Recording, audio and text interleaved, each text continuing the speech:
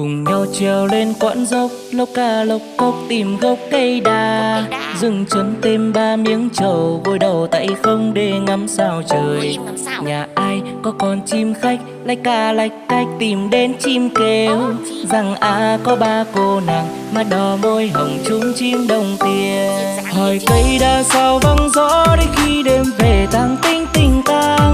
Gốc đa nghiêng bóng đầu làng,